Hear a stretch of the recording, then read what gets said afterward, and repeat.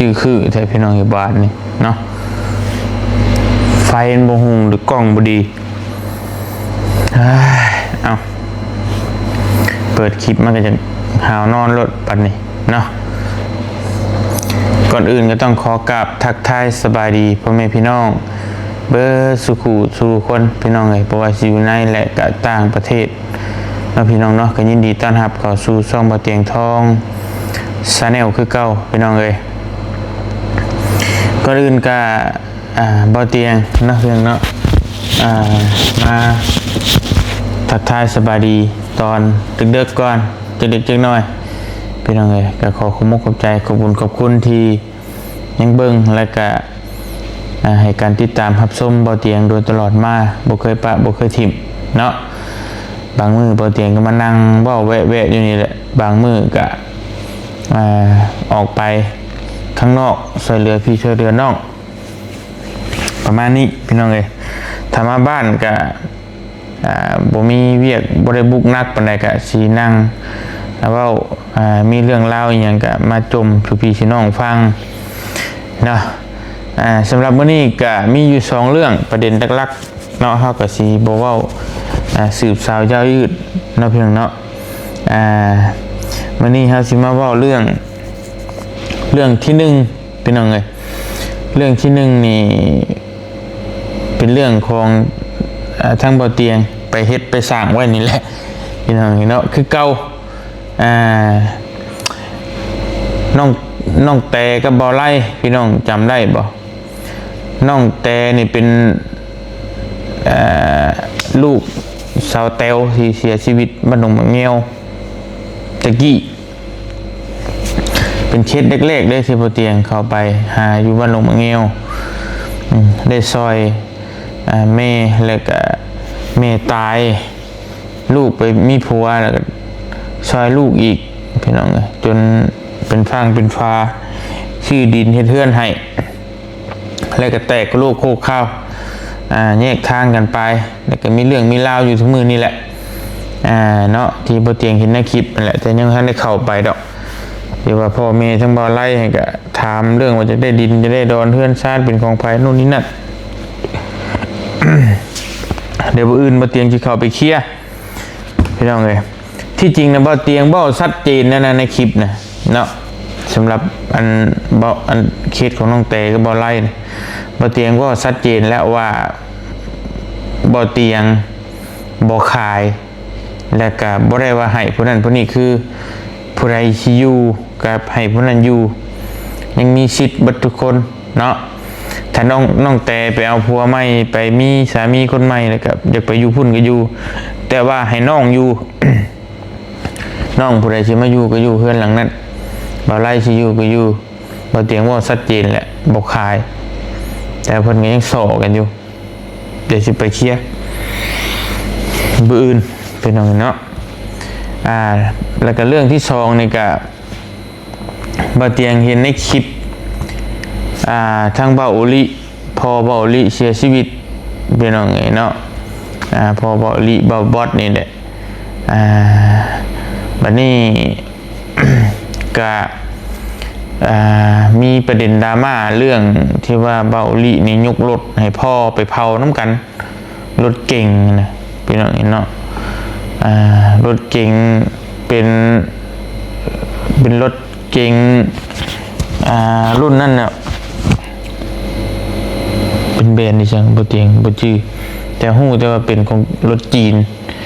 พี่น้องเนาะราคามันก็บ่แพงปานใดดอกอันนี้ก็บ่แม่นว่าเว้าให้น้องอีหยังเพิ่นเด้อเนาะแต่ว่าเพิ่นว่ามันบ่แพงปานใดนะที่ว่าน้องเพิ่นก็เลยให้พ่อตัดสินใจให้พ่อหรือว่าจังได๋เฮาก็บ่ฮู้เนาะแล้วบัดนี้ บ่เตียงก็เห็นในเฟซในหยังใน YouTube เนาะที่บ่าวบอสเอาลงในเบาโอลิบอลแล้วก็หลายๆคนเอาลงแต่ก็มีคนว่าคนด่าอึดตะพึดพี่น้องเนาะก็ยอมรับอยู่แต่นั้นก็มีคนด่า ว่าคนงูโซ่งูมักอวดรวยอย่างสารพัดสารเพนะบริศึกษาอันธรรมะบ่อยอย่างประมาณนี้หลายอย่างเราเพียงเนาะวันนี้มาเตียงก็เลยอยากมาว่าเรื่องนี้หน่อยหนึ่งหลายคนหลายช่องเลยเอาไปลงพี่น้องเกี่ยวกับเรื่องนี้ก็ได้เนาะมาเตียง เท่าที่บ่เตียงเนาะอันนี้ว่าเรื่องไล่เรื่องได้เรื่องบ่ได้ก่อนเท่าที่บ่เตียงศึกษาธรรมะมานี่ที่ว่ามอบรถเผารถมอบรถให้พ่อเสียชีวิตแล้วพ่อสั่งเสียไว้ว่าอยากได้รถแล้วก็มอบให้เผาให้ยาคู่มาสูตรให้เนาะนี่พอได้บ่หรือว่าบ่ได้ตามหลักธรรมคำสอนเนาะของพระสัมมาสัมพุทธเจ้าผู้ใดถือศาสนาพุทธเพิ่นสอนไว้ว่าบ่ได้เนาะผลบุญนั่นที่ว่าคนอุทิศทักษิณาทานไปให้สิได้ก็ต่อเมื่อบุคคลคนนั้นเป็นเปรตตายไปเป็นเปรตแล้วก็คืออุทิศส่วนบุญนะได้แต่ส่วนบุญได้พี่น้องเนาะคืออุทิศส่วนบุญส่วนกุศลไปให้น่ะได้เฉพาะแต่เป็นเปรตแต่ว่าอุทิศที่ว่าเอารถให้เอาเงินให้สิมันบ่ได้เนาะมันไปใช้บ่ได้นะว่าง่ายๆก็ได้พี่น้องเนาะแต่ว่าแผ่เมตตาให้อุทิศส่วนบุญส่วนกุศลให้นี่แม่นได้เฉพาะแต่ว่าเป็นเปรตเท่านั้นเนาะสิเป็นภัยก็แล้วแต่เป็นตายไปเกิดเป็นเปรตนะแต่ได้ดิบ่แม่นว่าได้รถได้ของอีหยังต่างๆบ่คือได้ส่วนบุญที่อุทิศไปให้ยกตัวอย่างเฮาใส่บาตรแล้วเฮาก็อุทิศว่าส่วนบุญส่วนกุศลนี้ที่เฮาได้กระทำเนาะหรือว่าปล่อยสัตว์สาวาสิ่งอุทิศส่วนบุญส่วนกุศลนี้แหละไปให้ผู้ที่ล่วงลับพอเฮาซื้อนั่นนี่นั่นแล้วเพิ่นสิได้รับเฉพาะแต่เพิ่นไปเกิดเป็นเปรตวิสัยถ้าเพิ่นไปเกิดเป็นเทวดาไปเกิดเป็นคนมนุษย์คือเก่าแล้วก็ไปเกิดเป็นสัตว์สาวาสิ่งแนวอื่นก็เป็นบ่ได้เฮ็ดอะไรก็บ่ได้นะพี่น้องเนาะนี่ตามพระพุทธเจ้าเพิ่นสอนนะแต่ว่าแผ่เมตตานั่งสมาธิแผ่เมตตาไปให้ก็ได้รับส่วนบุญส่วนกุศลอยู่จำนวนนั้นเนาะถ้ามันก็หน่อยคนละสิเฮ็ดเป็นสิเฮ็ดได้พี่น้องเนาะแต่ว่าแบบมอบนั่นมอบนี่ให้เลยนี่มันบ่ได้เนาะอันนี้ว่าประเด็นเรื่องได้บ่ได้ก่อนมันก็บ่สำคัญดอกเนาะและประเด็นตัวที่บ่เตียงอยากว่ามื้อนี้มันบ่เป็นประเด็นว่าได้หรือบ่ได้นะบ่เตียงสิมาเว้าเรื่องประเด็นที่ว่าไปด่าไปปล่อยกันพี่น้องบ่เตียงสิมาเว้าเรื่องนี้เนาะเรื่องว่าได้หรือบ่ได้นี่น้องเพิ่นก็พอฮู้อยู่แก่ใจแล้วบ่เตียงว่าสำหรับเบาลินี่ทั้งครอบครัวนี่ก็ฮู้อยู่แล้วว่าเปอร์เซ็นต์ที่บ่ได้นี่สูงเพราะมันเป็นรถเป็นยานพาหนะแบบมันบ่แม่นอีหยังนะพี่น้องเนาะแล้วมันก็คือเผาบ่ได้มันจะไปขับแบบใดนะมันเป็นไปได้ยากอยู่แล้วน้องเพิ่นก็พอสิฮู้อยู่แล้วแต่ว่าเพิ่นเฮ็ดเพื่อความสบายใจเนาะเพื่อความสบายใจแบบใดคือแบบพอเขาอยากได้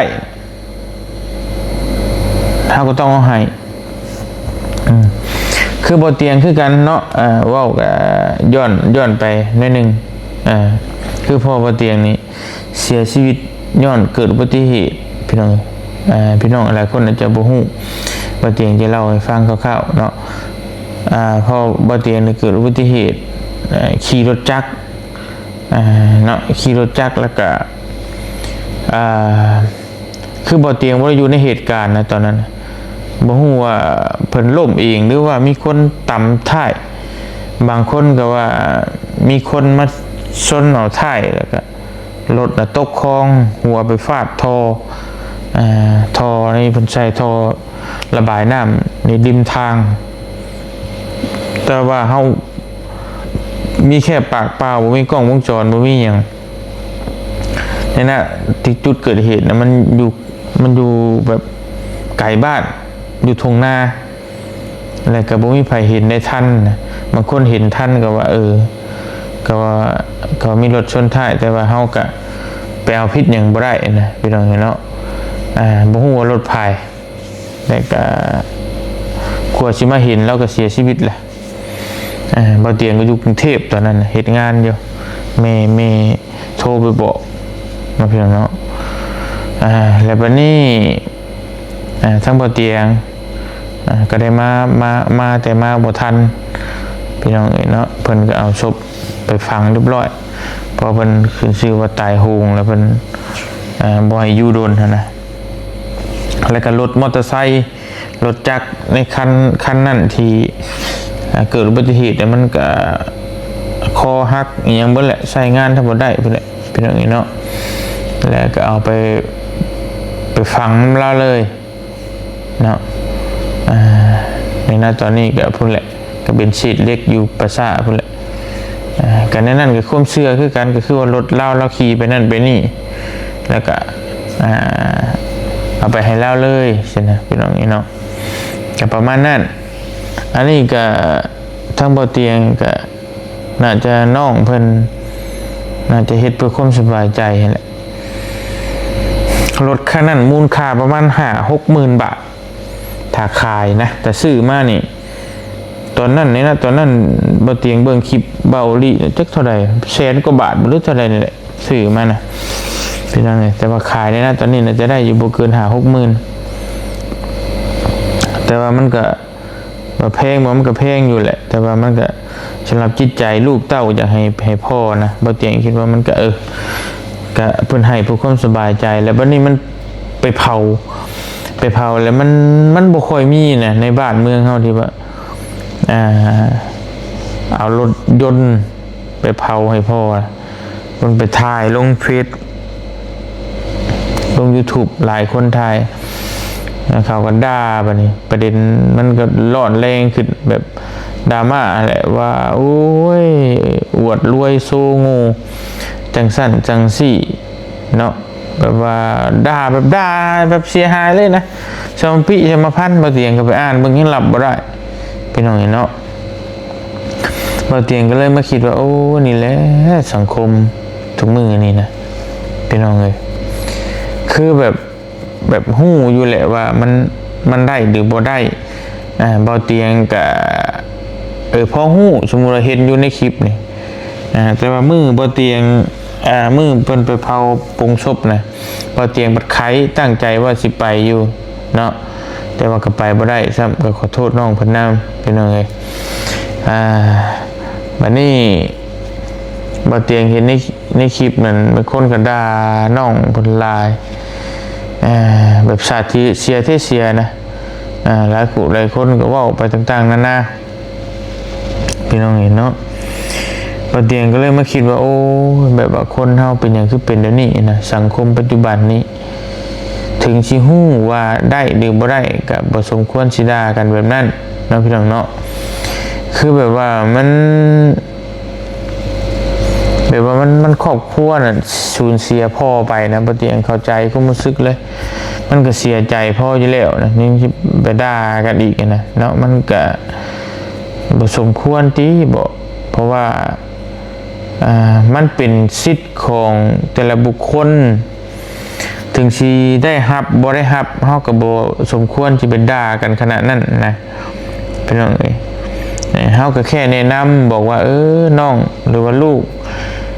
ต่อไปก็บ่ต้องเฮ็ดเด้อแบบนี้เนาะมันเผาไปก็บ่ได้ดอกรถพอเจ้าบ่ได้หรือว่าอีหยังเฮาก็แนะนำดีๆนี่ด่าแบบงูควายงูแบบงูซ่าอย่างงี้นะแบบชุบด่าเสียหายเลยแหละพี่น้องทั้งที่บ่แม่นรถเจ้าของบ่แม่นเงินเจ้าของบ่แม่นของเจ้าของเลยนะก็บ่สมควรสิไปด่าเขาอีหยังมันครอบครัวไผครอบครัวมันคือมันเป็นความสบายใจของน้องเพิ่นน่ะน้องเพิ่นจะเอาให้ก็แล้วแต่น้องเพิ่นมันก็บ่ได้เนาะเห็นว่ามันแม่นอยู่มันเป็นรถยนต์แต่ว่าในการมุมมองของคนอื่นมันจะเฮ็ดไปด้วยไร้สาระอีหยังแต่ว่ามันเป็นความสบายใจของทั้งครอบครัวเพิ่นก็ย่าเพิ่นแล้วพี่น้องสิเฮ็ดสิเว้าอีหยังเนาะที่แหละบ่เตียงสังคมทุกมื้อนี้มันเป็นตะยะทั้งที่ขนาดว่าเฮาเฮ็ดอยู่ในครอบครัวเฮาบ่ได้ไปเดือดร้อนคนอื่นแต่ก็ยังคนอื่นมาเดือดร้อนนำน่ะบ่เตียงก็เลยงงว่าสังคมนี่มันสิอยู่กันแบบใดจังสิอีหยังก็อิหยังก็ด่าหยังก็ด่าจ้องสิด่ากันอย่างเดียวเลยน่ะเนาะพี่น้องเนาะบางทีก็อยากให้เบิ่งเหตุผลนะว่ามันเป็นแบบใดบางคนสิเว้าหันก็จะเคยเจอมาหรือบ่เนาะเคยเจอกับตัวเองมาหรือบ่ว่าการสูญเสียพ่อแม่มันเป็นแบบใดบ่เตียงก็รู้สึก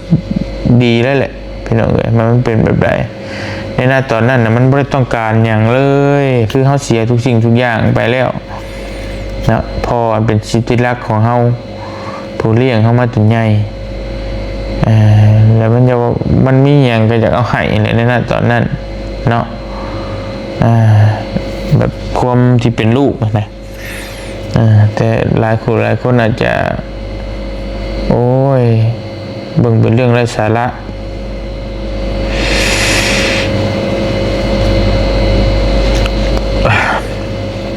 ก็อะไรก็อยากนอนเป็นอย่างนี้เนาะแต่ก็บ่อยากให้เว้ากันปานนั้นเนาะพี่น้องเนาะเพราะว่ามันเป็นสิ่งที่แบบบ่ดีนะมีหยังก็ด่าก็หยังก็ด่านะพี่น้องเนาะมันก็เลยกลายเป็นว่าสังคมนี่มันผิดแล้วนึงก็ด่าบ่ถูกใจก็ด่าจักสิเอาหยังกันแท้เนาะเฮ็ดดีเกินไปก็ว่าเฮ็ดดีเอาน่ะเฮ็ดผิดพลาดก็ด่าเหยียบสมปิสรุปแล้วจักสิเอาแนวใดนะพี่น้องเนาะ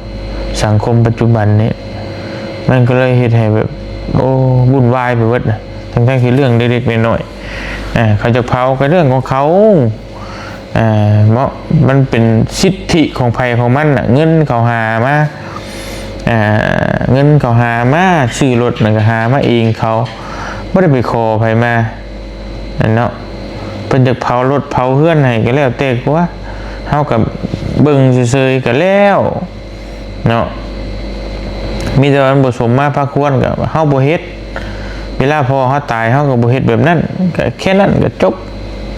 บ่สิไปด่ากันหยังพี่น้องนี่เนาะบ่เตียงไปอ่านเบิ่งแล้วก็เป็นใจอีตดน้องเพิ่นน่ะคือเป็นแนวนี้บ่เข้าใจพี่น้องนี่ก็จบไปเนาะพี่น้องเนาะสำหรับเรื่องพอน้องโอลิให้เกิดมาต่อเรื่องน้องตุ๊กน้องติ๊กน้องแต่พี่น้องลูกสาวเตลนั่นแหละบ่เป็นสาวเตลบ้านดงบางยางและสาวเตลบ้านดงบางแงวพี่น้องติดตามคลิปแรกๆก็สิฮู้อยู่ดอกเนาะเพิ่นก็เสียชีวิตแล้วผัวเพิ่นก็ชื่อจอยไปเอาเมียใหม่แล้วตอนนี้พี่น้องบัดนี้ก็มันมีประเด็นเรื่องที่ว่าทกเถียงกันเรื่องเฮือนเรื่องซ่านเรื่องมูลเรื่องมั่งสังกัญญาที่ว่าทางบ่เตียงกับป้าบุญแน่ว่าตอนนั้นก็รวมเงินกันผู้ใหญ่เพิ่นผู้เล็กผู้น้อยไปซื้อให้เนาะแต่บัดนี้เพิ่นก็มันแตกคอกันแล้วเบาไล่ก็ไปเอาเมียใหม่น้องแต่ก็ไปเอาผัวใหม่แต่มันคล้ายๆว่าผู้ใดสิได้เฮือนซ่านดังนี้อย่างประมาณนี้นะมันก็เกิดการ ด่ากันจากได้ทั้งพ่อแม่น้องไล่ก็ว่าจากได้จากเอาเป็นผู้เดียวดึดจากได้ก็บ่ฮู้ล่ะเนาะก็หลายสิ่งหลายอย่างและมื้ออื่นพังมื้ออื่นบ่เตียงสิเข้าไปเคลียร์ไปหน่อยให้ฮู้เรื่องเนาะที่จริงบ่เตียงบอกชัดเจนแล้วบ่เตียงบอกไปเมื่อนั้นในคลิปน่ะบ่เตียงไปหาแล้ว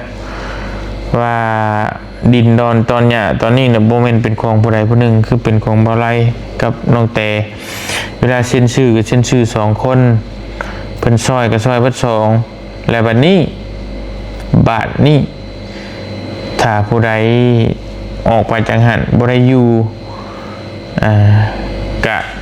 ให้ผู้ใดผู้หนึ่งอยู่น้องแต่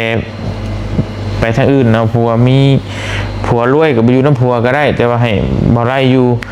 จุงบ่ไล่ไปอยู่ทางอื่นน้องแต่กับโบมาไผกับโบมาแล้วก็มีน้องนุ่งเพิ่นพอน้องแต่น้องไล่ก็มีน้องชายน้องไล่ก็มีน้องชายน้องสาวน้องแต่ก็มีก็ให้น้องเพิ่นมาอยู่นะพี่น้องเอ้ยก็คือบ่อยากให้คายนะให้เป็นมูลเป็นมรดกตกทอดสู่ลูกสู่หลานเลยนะเพราะคายไปเนี่ยมันเกิดบ่ได้มีประโยชน์หยังเนาะดินตอนนั้นน่ะมัน1ไร่40 เมตรคูณ40 เมตรราคา 20,000 บาทซึ่งในณตอนนี้มันหาซื้อใส่บ่ได้บ่เตียงก็เลยมาห้ามคายในณตอนนั้นมันบ่มีอีกแล้วพอได้อยากอยู่ก็อยู่แต่บ่ให้คายประมาณนี้เนาะแต่ก็จักไปเทียงไปเว้ากันได้บุพี่น้องบ่เตียงก็บ่เข้าใจนำเพิ่นมีแต่บื้นบ่เตียงสิเข้าไปเคลียร์เบิ่งว่ามันเป็นได้ใดสิเว้าให้เข้าใจเนาะเมื่อยสำหรับเรื่องนี้ก็ได้ซื้อให้แล้วก็ยังบ่แล้วจักมันยังตึงตื่นอยู่พี่น้องเอ้ยเมื่อยน้ำผู้ใหญ่เพิ่นก็พอแฮงเนาะดินดอนตอนเนี้ยหาเงินมาซื้อให้แล้วก็ยังบ่แล้วพี่น้องเอ้ย